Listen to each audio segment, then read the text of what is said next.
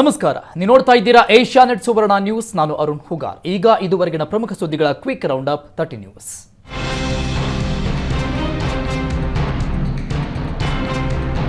ಮತ್ತೆ ಕೊರೋನಾ ಆತಂಕ ಹೆಚ್ಚಾದ ಬೆನ್ನಲ್ಲೇ ಕರುನಾಡಲ್ಲಿ JN1 ಉಪತಳಿ ಆರ್ಭಟ ಶುರುವಾಗಿದೆ. ರಾಜ್ಯದಲ್ಲಿ ಬರೋಬ್ಬರಿ 199 JN1 ಪ್ರಕರಣ ಪತ್ತೆಯಾಗಿದ್ದು, ಜಿನೋಮಿಕ್ ಸೀಕ್ವೆನ್ಸ್ ವರದಿಯಲ್ಲಿ 199 ಮಂದಿಗೆ JN1 ಸೋಂಕು ತಗುಲಿರುವುದು ದೃಢಪಟ್ಟಿದೆ. ಇದುವರೆಗೆ ಜಿನೋಮ್ ಸೀಕ್ವೆನ್ಸ್ ಟೆಸ್ಟ್ಗೆ 601 ಸ್ಯಾಂಪಲ್ಸ್ಗಳನ್ನು ಕಳುಹಿಸಿದ್ದು, ಈ ಪೈಕಿ 262 ಮಂದಿಗೆ JN1 ಇರುವುದು ದೃಢಪಟ್ಟಿದೆ. ಡಿಸೆಂಬರ್ 25ರಂದು ಹೊರಬಿದ್ದ ಮೊದಲ ರಿಪೋರ್ಟ್ನಲ್ಲಿ 60 ಸ್ಯಾಂಪಲ್ಗಳ ಪೈಕಿ 34 ಮಂದಿಗೆ JN1 ತಗುಲಿರುವುದು ಕನ್ಫರ್ಮ್ ಆಗಿತ್ತು. ನಿನ್ನೆ ಮತ್ತೆ 202 ಮಾದರಿಗಳ ವರದಿಯಲ್ಲಿ 165 ಮಂದಿಯಲ್ಲಿ JN1 ದೃಢಪಟ್ಟಿದೆ. ಇಲ್ಲಿಯವರೆಗೆ 199 ಜನರಿಗೆ JN1 ವೈರಸ್ ಇರುವುದು ಸೋಂಕು ತಗುಲಿದೆ. 28 ಜನರಿಗೆ XBB ಉಪತಳಿ ಸೋಂಕು ಇದ್ದು, 35 ಮಂದಿಯಲ್ಲಿ ಇತರೆ ರೂಪಾಂತರಿ ಸೋಂಕು ಪತ್ತೆಯಾಗಿದೆ. ರಾಜ್ಯದಲ್ಲಿ ದಿನೇ ದಿನೇ ಕೋವಿಡ್ ಹೆಚ್ಚಾಗ್ತಾ ಇರುವ ಬೆನ್ನಲ್ಲೇ ರಾಜ್ಯಕ್ಕೆ ಲಸಿಕೆ ಸರಬರಾಜಾಗ್ತಾ ಇದೆ. ಇದೀಗ ರಾಜ್ಯಕ್ಕೆ 30,000 ಡೋಸ್ ಕೋರ್ಬಿವ್ಯಾಕ್ಸ್ ಲಸಿಕೆ ಸರಬರಾಜಾಗ್ತಿದೆ. ಕೋವಿಶೀಲ್ಡ್ ಅಥವಾ ಕೋವ್ಯಾಕ್ಸಿನ್ ಎರಡನೇ ಲಸಿಕೆ ಪಡೆದವರಿಗೆ ಕೋರ್ಬಿವ್ಯಾಕ್ಸ್ ಲಸಿಕೆ ನೀಡಲಾಗುತ್ತದೆ. ರಾಜ್ಯಕ್ಕೆ ಒಟ್ಟು 30,000 ಡೋಸ್ ಕೋರ್ಬಿವ್ಯಾಕ್ಸ್ ಲಸಿಕೆಯನ್ನು ಕೇಂದ್ರ ಸರ್ಕಾರ ಸರಬರಾಜು ಮಾಡಿದೆ. ಕೋವಿಶೀಲ್ಡ್ ಅಥವಾ ಕೋವ್ಯಾಕ್ಸಿನ್ ಲಸಿಕೆಯ 2 ಡೋಸ್ ಪಡೆದವರು ಮುನ್ನೆಚ್ಚರಿಕೆಯಾಗಿ ಈ ಡೋಸ್ ಪಡೆಯಬಹುದು. ತಾಂತ್ರಿಕ ಸಲಹಾ ಸಮಿತಿಯ ಶಿಫಾರಸಿನಂತೆ ಮುನ್ನೆಚ್ಚರಿಕೆಯಾಗಿ ಕೋರ್ಬಿವ್ಯಾಕ್ಸ್ ಡೋಸ್ ನೀಡಬಹುದಾಗಿದೆ. 60 ವರ್ಷ ದಾಟಿದವರು, ರೋಗ ನಿರೋಧಕ ಶಕ್ತಿ ಕಡಿಮೆ ಇರುವವರು ಈ ಕೋರ್ಬಿವ್ಯಾಕ್ಸ್ ಪಡೆಯಬಹುದಾಗಿದೆ. ಇಂದಿನಿಂದ ಮದ್ಯದ ದರದಲ್ಲಿ ಭಾರೀ ಏರಿಕೆಯಾಗಿದೆ. ಮದ್ಯಪ್ರಿಯರ ನೆಚ್ಚಿನ ಕೆಲ ಬ್ರ್ಯಾಂಡ್ಗಳ ದರ ಏರಿಕೆ ಮಾಡಲಾಗಿದೆ. ಮದ್ಯ ಉತ್ಪಾದನಾ ಕಂಪನಿಗಳು ಕ್ವಾರ್ಟರ್ಗೆ 20 ರಿಂದ 30 ರೂಪಾಯಿ ಏರಿಸಿದ್ದಾವೆ. ಇಂದಿನಿಂದ ರಾಜ್ಯದಾದ್ಯಂತ OT, BP, 8PM ದರ ಏಕಾಏಕಿ ಹೆಚ್ಚಳವಾಗಿದೆ. ಈಗಾಗಲೇ ಮದ್ಯ ತಯಾರಿಕೆ ಕಂಪನಿಗಳು ಬಾರ್ ಮಾಲೀಕರಿಗೆ ಸಂದೇಶ ಕಳುಹಿಸಿವೆ. ರಾಜ್ಯದ ಕೆಳವರ್ಗದ ಜನ ಅತಿ ಹೆಚ್ಚು ಸೇವಿಸುವ OT, BP, 8PM ದರ ಏರಿಕೆಯಾಗಿದ್ದು, ಅಬಕಾರಿ ಇಲಾಖೆ ಹಾಗೂ ಕಂಪನಿಗಳ ವಿರುದ್ಧ ಮದ್ಯಪ್ರಿಯರು ಆಕ್ರೋಶ ವ್ಯಕ್ತಪಡಿಸಿದ್ದಾರೆ. ಮದ್ಯ ಉತ್ಪಾದನಾ ಕಂಪನಿಗಳು ಉತ್ಪಾದನಾ ವೆಚ್ಚ ಅಧಿಕವಾಗಿದೆ ಅಂತಿದ್ರೆ, ಹೀಗೆ ರೇಟ್ ಹೆಚ್ಚಳವಾದರೆ ಮದ್ಯ ಮಾರಾಟದಲ್ಲಿ ಕುಸಿತ ಆಗುತ್ತೆ ಅಂತ ಬಾರ್ ಮಾಲೀಕರು ಹೇಳ್ತಾ ಇದ್ದಾರೆ. ಹೊಸ ವರ್ಷ ಆರಂಭದಲ್ಲಿ ರಾಜ್ಯದ ಜನತೆಗೆ ಇಂಧನ ಇಲಾಖೆ ಗುಡ್ ನ್ಯೂಸ್ ಕೊಟ್ಟಿದೆ. ಎಸ್ಕಾಂಗಳ ಗ್ರಾಹಕರ ಖಾತೆಗೆ 37 ಪೈಸೆ ಹಣ ಜಮೆಯಾಗಿದೆ. ಇಂಧನ ಮತ್ತು ವಿದ್ಯುತ್ ಖರೀದಿ ಹೊಂದಾಣಿಕೆ ವೆಚ್ಚ ಡಿಸೆಂಬರ್ ತಿಂಗಳಲ್ಲಿ ಮೈನಸ್ ಆಗಿದೆ. ಹೀಗಾಗಿ ಎಸ್ಕಾಂ ಗ್ರಾಹಕರ ಖಾತೆಗೆ 37 ಪೈಸೆ ಜಮೆ ಆಗಿದೆ.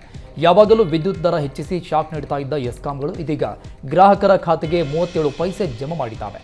ಡಿಸೆಂಬರ್ ತಿಂಗಳಿನ ಬಿಲ್ ಮೊತ್ತದಲ್ಲಿ 37 ಪೈಸೆ ಕಡಿತಗೊಂಡಿದೆ. ಬೆಸ್ಕಾಂ ವ್ಯಾಪ್ತಿಯಲ್ಲಿ 37 ಪೈಸೆ ಕಡಿತಗೊಂಡ್ರೆ ಜೆಸ್ಕಾಂನಲ್ಲಿ 51 ಪೈಸೆ, ಸೆಸ್ಕಾಂನಲ್ಲಿ 39 ಪೈಸೆ, ಮೆಸ್ಕಾಂ 31 ಪೈಸೆ ಹಾಗೂ ಹೆಸ್ಕಾಂನಲ್ಲಿ 3 ಪೈಸೆ ಕಡಿತಗೊಳಿಸಿದೆ. ಕಾಂಗ್ರೆಸ್ ಸರ್ಕಾರ ಬಂದ ಮೇಲೆ ಹಿಂದೂಗಳ ಮೇಲೆ ಅತ್ಯಾಚಾರ ಹೆಚ್ಚಾಗ್ತಾ ಇದೆ ಅಂತ ಶಾಸಕ ತೆಂಗಿನಕಾಯಿ ಹೇಳಿದ್ರು. ಶಾಸಕ ಮಹೇಶ್ ತೆಂಗಿನಕಾಯಿ ಹೇಳಿಕೆಗೆ ಸಚಿವ ಕೆ ವೆಂಕಟೇಶ್ ವಿರೋಧ ವ್ಯಕ್ತಪಡಿಸಿದ್ದಾರೆ. ಅತ್ಯಾಚಾರ ಕಾಂಗ್ರೆಸ್ ಸರ್ಕಾರ ಬಂದ ಮೇಲಷ್ಟೇ ಆಗಿದೆಯಾ? ಮೊದಲೇನೋ ಆಗೇ ಇಲ್ವಾ? ಅವರು ಹೇಳಿಕೆ ಕೊಡ್ತಾರಂತ ನಾವು ಅದನ್ನ ಒಪ್ಪಲು ಸಾಧ್ಯವಿಲ್ಲ. ನಮಗೆ ಅಲ್ಪಸಂಖ್ಯಾತರು ಮಾತ್ರವಲ್ಲ, ಎಲ್ಲರೂ ಒಂದೇ. ಹಿಂದೂ, ಮುಸ್ಲಿಂ, ಕ್ರಿಶ್ಚಿಯನ್, ಸಿಖ್ ಎಲ್ಲರೂ ನಮಗೆ ಬೇಕು. ಕಾಂಗ್ರೆಸ್ ಬರೀ ಹಿಂದುತ್ವ ಅಷ್ಟೇ ಅಲ್ಲ, ಎಲ್ಲಾ ಸಮುದಾಯ ಇರುವಂತಹ ಪಾರ್ಟಿ ಇದು. ನಾವು ಹಿಂದೂಗಳೇ, ಕ್ರಿಶ್ಚಿಯನ್, ಮುಸ್ಲಿಮರಲ್ಲ. ಜನರನ್ನ ಮೆಚ್ಚಿಸಿಕೊಳ್ಳಲು ಹಾಗೂ ರಾಮ ಮಂದಿರದಲ್ಲೂ ಬಿಜೆಪಿಯವರು ರಾಜಕಾರಣ ಮಾಡ್ತಾ ಇದ್ದಾರೆ.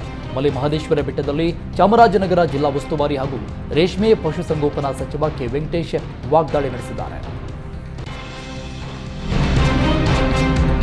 ನೀವು ಪೋಷಕರಾಗಲು ಕಾಯುತ್ತಿದ್ದೀರಾ? ಚಿಂತಿಸದಿರಿ. ಓಯಾಸಿಸ್ ಫರ್ಟಿಲಿಟಿ 90,000 ದಂಪತಿಗಳ ಜೀವನದಲ್ಲಿ ಸಂತೋಷವನ್ನು ತಂದಿದೆ. 7825893601ಗೆ ಕರೆ ಮಾಡಿ. ಅತ್ಯದ್ಭುತ ರಿಯಾಯಿತಿ ಪಡೆಯಿರಿ ಹಾಗೂ ಎಲ್ಲರಿಗೂ ಗುಡ್ ನ್ಯೂಸ್ ಕೊಡಿ. ಹುಬ್ಬಳ್ಳಿಯಲ್ಲಿ ಕರ ಸೇವಕರ ಬಂಧನ ವಿಚಾರಕ್ಕೆ ಸಿಎಂ ಸಿದ್ದರಾಮಯ್ಯ ಪ್ರತಿಕ್ರಿಯೆ ನೀಡಿದ್ದಾರೆ. ತಪ್ಪು ಮಾಡಿದವರನ್ನ ಏನ್ ಮಾಡಬೇಕು? ಅವರನ್ನ ಸುಮ್ಮನೆ ಬಿಟ್ಬಿಡಬೇಕಾ ಅಂತ ಸಿಎಂ ಗರಂ ಆಗಿದ್ದಾರೆ. ಹಳೆಯ ಪ್ರಕರಣಗಳನ್ನೆಲ್ಲ ವಿಲೇವಾರಿ ಮಾಡುವಂತೆ ಸೂಚಿಸಿದ್ದೇವೆ. ಇದರಿಂದ ಪೊಲೀಸರು ಕ್ರಮ ತೆಗೆದುಕೊಳ್ತಾ ಇದ್ದಾರೆ ಅಂತ ಕೊಪ್ಪಳದ ಬಸಾಪುರದಲ್ಲಿ ಸಿಎಂ ಸಿದ್ದರಾಮಯ್ಯ ಹೇಳಿದ್ದಾರೆ. ಕೋರ್ಟ್ ನಿರ್ದೇಶನ ಇದ್ರೆ ಕೋರ್ಟ್ ನಿರ್ದೇಶನದಂತೆ ನಾವು ಕ್ರಮ ಕೈಗೊಳ್ತೀವಿ. ನಾವು ದ್ವೇಷದ ರಾಜಕಾರಣ ಮಾಡಲ್ಲ ಅಂತ ಸಿಎಂ ಸಿದ್ದರಾಮಯ್ಯ ಹೇಳಿದರು. ಇನ್ನು ರಾಮ ಮಂದಿರ ಉದ್ಘಾಟನೆಗೆ ರಜೆ ಘೋಷಿಸುವಂತೆ ಬಿಜೆಪಿ ಒತ್ತಾಯ ಮಾಡಿದ್ದಕ್ಕೆ ಸಿಎಂ ಪ್ರತಿಕ್ರಿಯಿಸಿದ್ದಾರೆ. ಕೇಂದ್ರ ಸರ್ಕಾರ ರಜೆ ಘೋಷಣೆ ಮಾಡಲಿ, ನಾವು ಏಕೆ ರಜೆ ನೀಡಬೇಕು ಅಂತ ಸಿಎಂ ಹೇಳಿದ್ದಾರೆ. ಬಿಜೆಪಿ ನಾಯಕರ ವಿರುದ್ಧ ಸಚಿವ ಮಧು ಬಂಗಾರಪ್ಪ ವಾಗ್ದಾಳಿ ನಡೆಸಿದ್ದಾರೆ. ನನ್ನ ರಾಜೀನಾಮೆ ಕೇಳಲು ನೀವು ಯಾರು? ನನ್ನ ರಾಜೀನಾಮೆ ಕೇಳಲು ನಿಮಗೆ ಏನು ಯೋಗ್ಯತೆ ಇದೆ ಅಂತ ಆರ್ ಅಶೋಕ್ ಹಾಗೂ ವಿಜೇಂದ್ರ ವಿರುದ್ಧ ಮಧು ಬಂಗಾರಪ್ಪ ಆಕ್ರೋಶ ವ್ಯಕ್ತಪಡಿಸಿದ್ದಾರೆ. ವಿಜೇಂದ್ರ ಅವರೇ, ನಿಮ್ಮ ತಟ್ಟೆಯಲ್ಲಿ ಹೆಗ್ಗಣ ಬಿದ್ದಿದೆ, ನನ್ನ ತಟ್ಟೆ ಕ್ಲೀನ್ ಇದೆ ಅಂತ ಮಧು ಬಂಗಾರಪ್ಪ ತಿರುಗೇಟು ಕೊಟ್ಟಿದ್ದಾರೆ. ಚೆಕ್ ಬೌನ್ಸ್ ಕೇಸ್ ಆದ್ಮೇಲೆ ನನ್ನ ವ್ಯಾಲ್ಯೂ ಹೆಚ್ಚಾಯಿತು, ಸ್ನೇಹಿತರು ಬಂದು ಹಣ ಕೊಡಲು ಬಂದಿದ್ರು, ಕಲೆಕ್ಟ್ ಮಾಡಿದ್ರೆ 100 ಕೋಟಿ ಆಗ್ತಾ ಇತ್ತು ಅಂತ ಸಚಿವ ಮಧು ಬಂಗಾರಪ್ಪ ಬಿಜೆಪಿ ನಾಯಕರ ವಿರುದ್ಧ ವಾಗ್ದಾಳಿ ನಡೆಸಿದ್ದಾರೆ.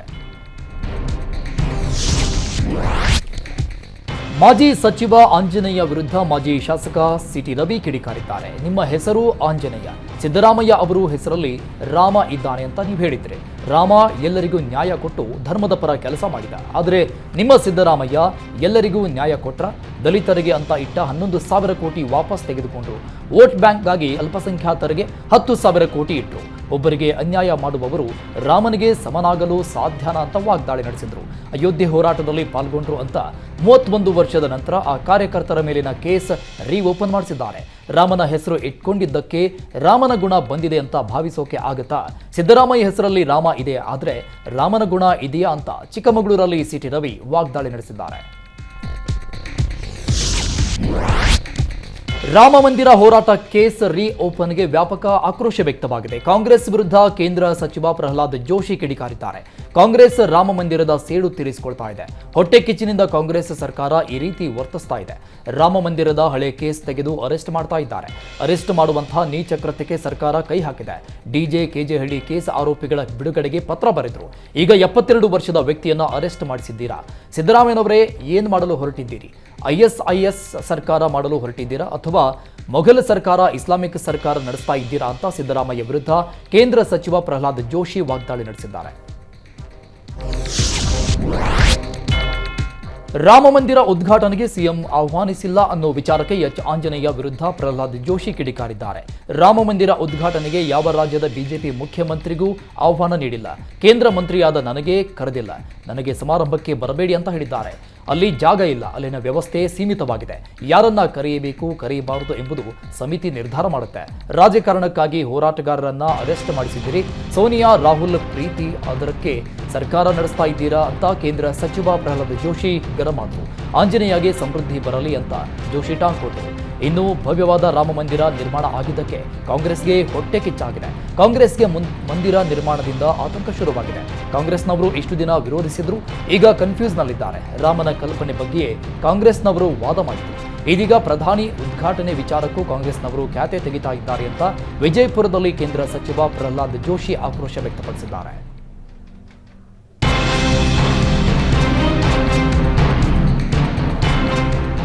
ನಾವು ಹಿಂದೂಗಳು ಎಂಬ ಗೃಹ ಸಚಿವ ಪರಮೇಶ್ವರ್ ಹೇಳಿಕೆಗೆ ಮಾಜಿ ಸಚಿವ ಕೆಎಸ್ ಈಶ್ವರಪ್ಪ ಟಾಂಗ್ ಕೊಟ್ಟಿದ್ದಾರೆ. ರಾಮ ಮಂದಿರವನ್ನ ಒಪ್ಪಿಕೊಂಡ ಎಲ್ಲರೂ ಬನ್ನಿ ಅಂತ ಮಾಜಿ ಸಚಿವ ಈಶ್ವರಪ್ಪ ಟಾಂಗ್ ಕೊಟ್ಟಿದ್ದಾರೆ. ರಾಮ ಭಕ್ತರಿಗೆ ಆಮಂತ್ರಣ ನೀಡುವ ವ್ಯವಸ್ಥೆ ಮಾಡಿದ್ದೇವೆ. ರಾಮನನ್ನ ಪೂಜೆ ಮಾಡಲು ತಯಾರಿದ್ದವರು ಬರಲಿ, ಅವರೆಲ್ಲ ಹಿಂದೂಗಳು. ಬಾಬ್ರಿ ಮಸೀದಿ ಒಡೆದದ್ದು ನೋವಿದೆ ಎಂದವರಿಗೆ ಆಮಂತ್ರಣ ಇಲ್ಲ ಅಂತ ಶಿವಮೊಗ್ಗದಲ್ಲಿ ಮಾಜಿ ಸಚಿವ ಕೆಎಸ್ ಈಶ್ವರಪ್ಪ ವ್ಯಂಗ್ಯವಾಡಿದ್ದಾರೆ. ರಾಮ ಮಂದಿರಕ್ಕೆ ಮೈಸೂರು ಶಿಲ್ಪಿಯ ವಿಗ್ರಹ ಅಂತಿಮವಾಗಿರುವುದನ್ನು ಕೇಂದ್ರ ಸಚಿವ ಪ್ರಹ್ಲಾದ್ ಜೋಶಿ ಅಧಿಕೃತವಾಗಿ ಘೋಷಣೆ ಮಾಡಿದ್ದಾರೆ. ಶಿಲ್ಪಿ ಅರುಣ್ ಯೋಗಿರಾಜ್ ಕೆತ್ತಿದ ರಾಮನ ವಿಗ್ರಹ ಫೈನಲ್ ಮಾಡಲಾಗಿದೆ ಅಂತ ಅನೌನ್ಸ್ ಮಾಡಿದ್ರು. ಅಯೋಧ್ಯೆಯಲ್ಲಿ ರಾಮನ ಪ್ರಾಣ ಪ್ರತಿಷ್ಠಾಪನೆಗೆ ವಿಗ್ರಹ ಆಯ್ಕೆ ಅಂತಿಮಗೊಂಡಿದೆ. ನಮ್ಮ ನಾಡಿನ ಹೆಸರಾಂತ ಶಿಲ್ಪಿ ಯೋಗಿರಾಜ್ ಕೆತ್ತಿರುವ ವಿಗ್ರಹ ಅಂತಿಮವಾಗಿದ್ದು, ಯೋಗಿರಾಜ್ ಕೆತ್ತಿರುವ ರಾಮನ ವಿಗ್ರಹ ಅಯೋಧ್ಯೆಯಲ್ಲಿ ಪ್ರತಿಷ್ಠಾಪನೆಗೊಳ್ಳಲಿದೆ ಅಂತ ಕೇಂದ್ರ ಸಚಿವ ಪ್ರಹ್ಲಾದ್ ಜೋಶಿ ಹೇಳಿದ್ದಾರೆ. ಅಯೋಧ್ಯೆಯ ಶ್ರೀರಾಮಲಲ್ಲಾ ವಿಗ್ರಹ ಕೆತ್ತಿದ ಮೈಸೂರಿನ ಶಿಲ್ಪಿ ಅರುಣ್ ಯೋಗಿರಾಜ್ ರಾಷ್ಟ್ರದ ಗಮನ ಸೆಳೆದಿದ್ದಾರೆ. ಇದೇ ಜನವರಿ 22ಕ್ಕೆ ಅಯೋಧ್ಯೆಯಲ್ಲಿ ರಾಮಲಲ್ಲಾ ವಿಗ್ರಹ ಅನಾವರಣವಾಗ್ತಾ ಇದೆ. ಈ ಹಿನ್ನೆಲೆಯಲ್ಲಿ ಅರುಣ್ ಯೋಗಿರಾಜ್ ಕುಟುಂಬಸ್ಥರು ಕಾಂಗ್ರೆಸ್ಸಿಗರು ಸನ್ಮಾನಿಸಿದ್ದಾರೆ. ಅರುಣ್ ಯೋಗಿರಾಜ್ ಪತ್ನಿ ವಿಜೇತಾ ಹಾಗೂ ತಾಯಿ ಸರಸ್ವತಿಗೆ ಸನ್ಮಾನ ಮಾಡಲಾಯಿತು. ಕಾಂಗ್ರೆಸ್ ಶಾಸಕ ಹರೀಶ್ ಗೌಡ, ಮಾಜಿ ಶಾಸಕ ಎಂಕೆ ಸೋಮಶೇಖರ್ ಸನ್ಮಾನ ಮಾಡಿದರು. ಮೈಸೂರಿನ ಪಾಠಶಾಲಾ ಬಳಿ ಇರುವ ನಿವಾಸದಲ್ಲಿ ಸನ್ಮಾನಿಸಲಾಗಿದ್ದು, ಅಯೋಧ್ಯೆಯಲ್ಲಿ ನಮ್ಮ ಮೈಸೂರಿನ ಹೆಮ್ಮೆಯ ಶಿಲ್ಪಿ ಅನಾವರಣವಾಗ್ತಾ ಇರುವುದು ಸಂತಸದ ವಿಚಾರ ಅಂತ ಕಾಂಗ್ರೆಸ್ ನಾಯಕರು ಹೇಳಿದ್ದಾರೆ. ಇದೇ ವೇಳೆ ಮೈಸೂರು ಲೋಕಸಭಾ ಕ್ಷೇತ್ರದ ಕಾಂಗ್ರೆಸ್ ಟಿಕೆಟ್ ಆಕಾಂಕ್ಷಿ ಸುಶ್ರತ್ ಗೌಡ ಹಾಗೂ ಕಾಂಗ್ರೆಸ್ ಕಾರ್ಯಕರ್ತರು ಭಾಗಿಯಾಗಿದ್ದರು. ಜನವರಿ 22ಕ್ಕೆ ಅಯೋಧ್ಯೆಯಲ್ಲಿ ರಾಮ ಮಂದಿರ ಉದ್ಘಾಟನೆಯಾಗಲಿದ್ದು, ಮೈಸೂರಿನ ಶಿಲ್ಪಿ ಅರುಣ್ ಯೋಗಿರಾಜ್ ಕೆತ್ತನೆ ಮಾಡಿರುವ ಬಾಲರಾಮ ಮೂರ್ತಿ ಆಯ್ಕೆಯಾಗಿದೆ. ಹೀಗಾಗಿ ಅರುಣ್ ಯೋಗಿರಾಜ್ ಸ್ವಗ್ರಾಮ ಕೆಬ್ಬೆಹುಂಡಿ ಗ್ರಾಮದಲ್ಲಿ ಸಂಭ್ರಮ ಮನೆ ಮಾಡಿದೆ. ಮೈಸೂರು ಜಿಲ್ಲೆ ಟಿ ನರಸೀಪುರ ತಾಲೂಕಿನ ಎಂ ಕೆಬ್ಬೆಹುಂಡಿ ಗ್ರಾಮದಲ್ಲಿ ಗ್ರಾಮಸ್ಥರು ಸಿಹಿ ಹಂಚಿ ಖುಷಿಪಟ್ಟರು. ಶಿಲ್ಪಿ ಅರುಣ್ ಯೋಗಿ ಜೊತೆ ಕೆತ್ತನೆಯಲ್ಲಿ ಮಾವ ಚೆಲುವರಾಜ್ ಭಾಗಿಯಾಗಿದ್ದು 6 ತಿಂಗಳು ಅರುಣ್ ಯೋಗಿ ಜೊತೆ ಅಯೋಧ್ಯೆಯಲ್ಲಿ ಬಾಲರಾಮ ಮೂರ್ತಿ ಕೆತ್ತನೆಯಲ್ಲಿ ಭಾಗಿಯಾಗಿದ್ದರು. ಅರುಣ್ ಯೋಗಿ ಸಾಧನೆಗೆ ಗ್ರಾಮಸ್ಥರು ಮೆಚ್ಚುಗೆ ವ್ಯಕ್ತಪಡಿಸಿದ್ದಾರೆ. ರಾಮ ಮಂದಿರ ಕುರಿತು ಮಾಜಿ ಸಚಿವ ಆಂಜನೇಯ ಹೇಳಿಕೆಯನ್ನು ವಿಜಯಪುರ ನಗರ ಶಾಸಕ ಬಸನಗೌಡ ಪಾಟೀಲ್ ಯತ್ನಾಳ್ ತೀವ್ರವಾಗಿ ಖಂಡಿಸಿದ್ದಾರೆ. ಟ್ವಿಟರ್ನಲ್ಲಿ ಮಾಜಿ ಸಚಿವ ಆಂಜನೇಯ ಹೇಳಿಕೆ ವಿರುದ್ಧ ಪೋಸ್ಟ್ ಹಾಕಿದ್ದಾರೆ. ಇಂತಹ ಅವಿವೇಕಿಗಳು, ಸ್ವಜನ ಪಕ್ಷಪಾತಿಗಳು, ಹಿಂದೂ ವಿರೋಧಿಗಳು ಈ ಹಿಂದೆ ರಾಜ್ಯದ ಸಚಿವರಾಗಿದ್ದವರು ಎಂಬುದು ರಾಜ್ಯದ ದೌರ್ಭಾಗ್ಯ ಎಂದಿದ್ದಾರೆ. ಹಾಗೂ ಆಂಜನೇಯನ ಪರವ ಪೂಜ್ಯ ದೇವರಾದ ಸಿದ್ದರಾಮಯ್ಯನವರಿಗೆ ಅವರ ಮನೆಯಲ್ಲಿ ಸಕಲ ರೀತಿಯಲ್ಲಿ ಪೂಜಾ ಕೈಂಕರ್ಯಗಳು ನಡೆಯಲಿ, ಹಿಂದೂಗಳ ಆರಾಧ್ಯ ದೈವ ಶ್ರೀರಾಮ ದೇವರ ಬಗ್ಗೆ ಮಾತನಾಡುವುದನ್ನು ನಿಲ್ಲಿಸಿ ಘನತೆಯಿಂದ ಗೌರವದಿಂದ ವರ್ತಿಸಲಿ ಅಂತ ಶಾಸಕ ಯತ್ನಾಳ್ ಟ್ವೀಟ್ ಮಾಡಿದ್ದಾರೆ.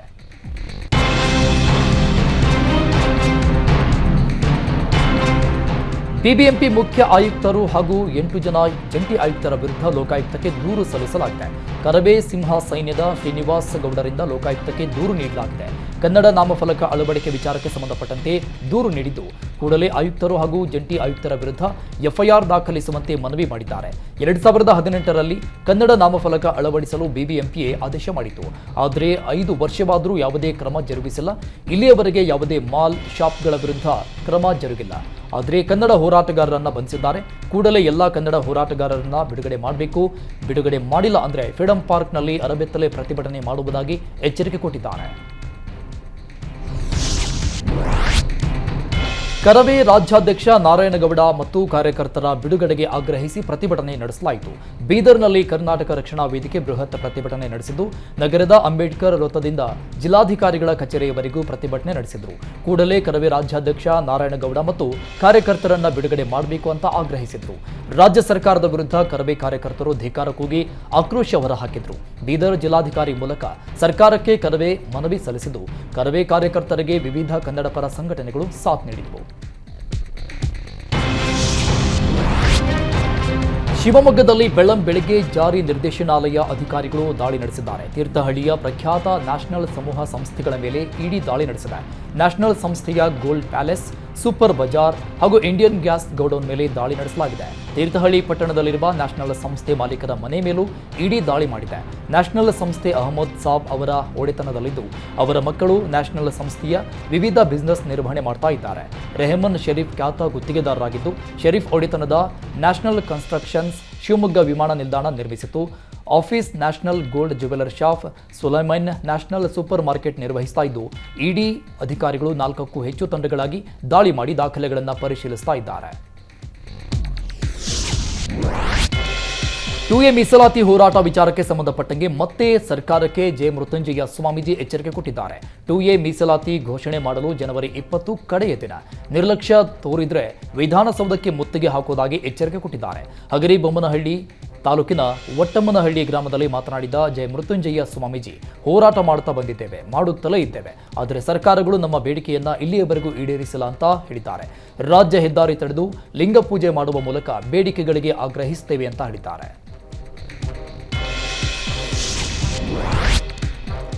ಶಾಲಾ ವಿದ್ಯಾರ್ಥಿಗಳು ಗಲಾಟೆಗೆ ಗನ್ ಮತ್ತು ಚಾಕು ಬಳಕೆ ಪ್ರಕರಣಕ್ಕೆ ಸಂಬಂಧಪಟ್ಟಂಗೆ 2 ಅಪ್ರಾಪ್ತ ವಿದ್ಯಾರ್ಥಿಗಳ ವಿಚಾರಣೆ ನಡೆಸಲಾಗ್ತಾ ಇದೆ.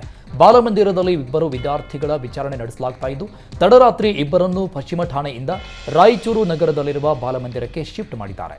7 ಮತ್ತು 9ನೇ ತರಗತಿಯ ಖಾಸಗಿ ಶಾಲೆಯ ವಿದ್ಯಾರ್ಥಿಗಳನ್ನು ವಿಚಾರಣೆಗೆ ಹಾಜರುಪಡಿಸಲಾಗಿದ್ದು ಮಕ್ಕಳ ವಿಚಾರಣೆ ವೇಳೆ ಹೆತ್ತವರು ಹಾಜರಾಗುವಂತೆ ಸೂಚನೆ ನೀಡಿದ್ದಾರೆ. ಮಕ್ಕಳ ರಕ್ಷಣಾ ನಿರ್ದೇಶನಾಲಯ ಮತ್ತು ಜಿಲ್ಲಾ ಮಕ್ಕಳ ರಕ್ಷಣಾಧಿಕಾರಿಗಳ ನೇತೃತ್ವದಲ್ಲಿ ಮಕ್ಕಳ ವಿಚಾರಣೆ ನಡೆಸಲಾಗ್ತಾ ಇದೆ. ವಿಚಾರಣೆ ಬಳಿಕ ವಿದ್ಯಾರ್ಥಿಗಳಿಂದ ಮುಚ್ಚಳಿಕೆ ಪತ್ರ ಬರೆಸಿಕೊಂಡಿದ್ದು ಖಾಸಗಿ ಶಾಲಾ ಪ್ರಾಂಶುಪಾಲರಿಂದ ಘಟನೆ ಬಗ್ಗೆ ಅಧಿಕಾರಿಗಳು ತಂಡ ಮಾಹಿತಿ ಪಡೆದುಕೊಂಡಿದ್ದಾರೆ.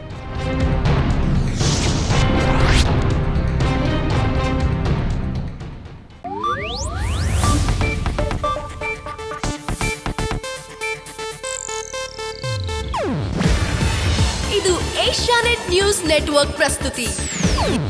ನೀವು ನೋಡ್ತಿದ್ದೀರಾ ಏಷ್ಯಾನೆಟ್ ಸುವರ್ಣ ನ್ಯೂಸ್.